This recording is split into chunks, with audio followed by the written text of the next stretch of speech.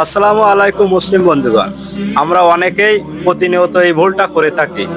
আমরা অনেকেই জানি না ঘুম থেকে ওঠার পরে কোন দোয়াটি পড়তে হয়।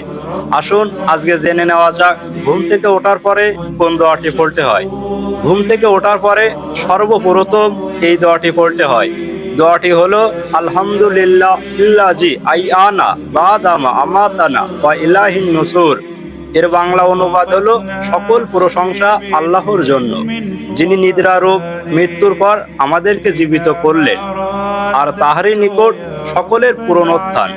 হযরত হুযায়ফা রাদিয়াল্লাহু আনহু থেকে বর্ণিত, তিনি বলেন, হযরত মুহাম্মদ সাল্লাল্লাহু আলাইহি ওয়াসাল্লাম ঘুম থেকে ওঠার পরে এই দোয়াটি পাঠ করতেন।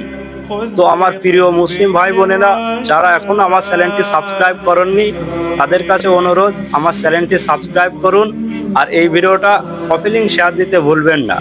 আপনার একটা কপি লিংক শেয়ারে এই ভিডিওটা অন্য মুসলিম ভাই বোনের কাছে পৌঁছাবে, তারাও এই সম্পর্কে জানতে পারবে। তো সবাই সুস্থ থাকুন, ভালো থাকুন, খোদা হাফেজ।